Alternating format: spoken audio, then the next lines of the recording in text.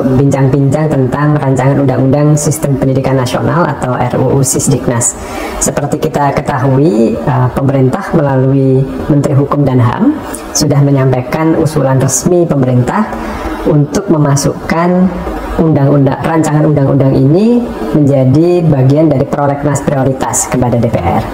Nah, beberapa minggu terakhir banyak tanggapan dari masyarakat, masukan baik pro maupun kontra, yang ini semua menunjukkan kepedulian yang sangat tinggi dari masyarakat tentang pendidikan kita. Salah satu yang paling hangat diperbincangkan adalah soal kesejahteraan guru nih, Mas Menteri. Nah, ini boleh nggak minta penjelasan Mas Menteri tentang mengapa kita perlu mengubah skema tunjangan yang sekarang sudah diatur di Undang-Undang Guru dan Dosen ini. Betul. Makasih ya Mas Dino. Sebenarnya RUU Sisdiknas ini adalah punya potensi positif terbesar terhadap kesejahteraan guru. Itu adalah satu hal yang sebenarnya yang telah kami di Kemendikbudristek telah memperjuangkan selama 1-2 tahun terakhir, adalah mencari jalan bagaimana caranya kita bisa meningkatkan kesejahteraan guru, dan bagaimana caranya kita bisa tidak mengecewakan guru yang sudah bertahun-tahun ini, berpuluh-puluh tahun menunggu tunjangan mereka, tetapi masih mengantre dan tidak mendapatkannya. Jadi sebenarnya RUU Sisdiknas ini adalah kabar gembira bagi semua guru. Ini suatu hal yang saya rasa saya kepengen sekali berbicara langsung dengan para guru dan menjelaskan betapa besarnya potensi ini untuk meningkatkan kesejahteraan. Ya. Kalau RUU Sisdiknas ini terjadi, ada beberapa hal yang akan bisa tercapai. Yang pertama adalah RUU Sisdiknas ini menjamin bahwa guru-guru yang sudah menerima sertifikasi dan tunjangan tidak akan ada penurunan apapun. Mereka akan terus menerima tunjangan profesi mereka sampai dengan pensiun. Jadi aman, tidak perlu khawatir. Aman. Ada sekitar 1,3 juta guru yang saat ini menerima tunjangan, dan mereka aman sampai pensiun. Ya. Tetapi ada 1,6 juta guru lainnya yang belum menerima tunjangan profesi, ya, tunjangan apapun, dan mereka ini sudah bertahun-tahun, berpuluh-puluh tahun menunggu jatahnya mereka. Peningkatan kesejahteraannya, ya. Betul. Kalau RUU Sisdiknas ini berhasil kita loloskan, yang 1,6 juta guru ini akan bisa langsung menerima tunjangan, dan artinya kesejahteraan meningkat tanpa harus menunggu proses sertifikasi dan mengikuti program PPG. Ya. Ini kuncinya ini untuk yang 1,6 juta guru. Ya.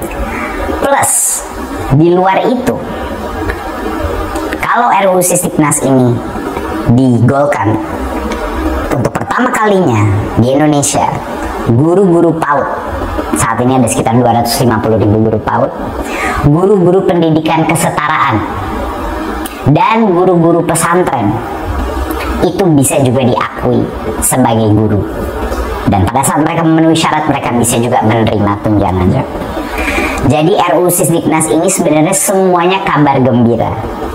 Nah, sekarang saya pengen menanyakan ke Mas Dino, kalau begitu kenapa ada begitu banyak suara-suara dan isu pro kontra yang sekarang sedang tersebar? Yang saya tanyakan Mas Dino, kira-kira kenapa ini Mas Dino? Satu, semua perubahan itu pasti menimbulkan kecemasan, gitu ya. Ini perlu kita pahami, perlu kita maklumi juga. Karena itu kita melakukan banyak komunikasi publik, termasuk seperti dialog sekarang ini, Mas Menteri. Betul. Ada kekhawatiran bahwa pertama, bagaimana dengan guru-guru yang tadi sudah menerima tunjangan, kalau undang-undang yang lama dicabut, apakah tunjangan mereka tetap diterima? Dan ini Mas Menteri tadi tegaskan bahwa mereka tetap dijamin menerima tunjangan profesi yang sudah diberikan, sampai dengan pensiun itu ada di pasal 145 ayat 1. Jadi di pasal RUU Sisdiknasnya, bukan janji dari pemerintah. Bukan, itu eksplisit ada. Ya, ada jaminan. Jadi ada aman. Ketentuan transisi yang menjadi pengganti dari undang-undang yang dicabut. Nah, jadi itu aman. Insya Allah itu meredakan kecemasan 1,3 juta guru yang sudah menerima tunjangan ini. Ya. Nah, pertanyaan dari yang belum menerima ini juga valid ya. Kalau di Undang-Undang Guru dan Dosen sekarang diberi janji untuk bisa menerima TPG, tapi harus antri pendidikan profesi guru yang bertahun-tahun. Tapi kalau itu dicabut, bagaimana dengan nasib mereka? Nah, ini kan jawabannya agak berbeda untuk ASN dan untuk non ASN ya, Mas Menteri. Mungkin Mas Menteri bisa menjelaskan skema untuk ASN kira-kira seperti apa nih? Kenapa guru-guru ASN yang dan calon ASN yang sekarang berproses guru-guru honorer yang ingin menjadi P3K ini, kenapa mereka juga diuntungkan dengan adanya perubahan pengaturan yang kita ajukan? Mungkin Mas Nino, untuk menjelaskan ini kita harus kembali dulu ke tahun 2005. Dan kita harus membahas sedikit mengenai Undang-Undang Guru dan Dosen. Betul. Jadi pasti banyak guru-guru ini semua menanya, kenapa sih saya untuk mendapatkan sertifikasi dan untuk mendapatkan tunjangan ini harus mengantre? Kenapa? Alasannya adalah, dan ini harus dijelaskan ke setiap guru di Indonesia, alasannya adalah di dalam Undang-Undang Guru dan Dosen tahun 2005, guru itu dipisahkan dari sistem ASN lainnya.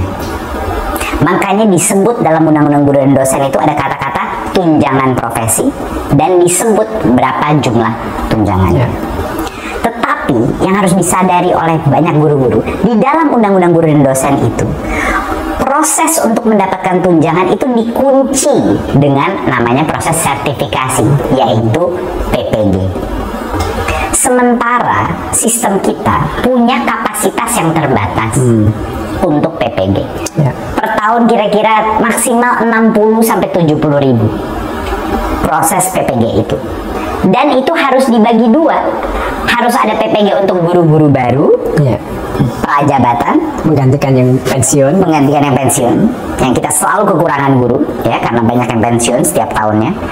Plus harus dibagi sama PPG dalam jabatan, yaitu yang kita bahas hari ini. Guru-guru 1,6 juta guru ini yang masih belum, yang ngantri menunggu sertifikasi dan PPG. Jadi bayangkan, itu peraturan Mas Nino keluar di tahun 2005.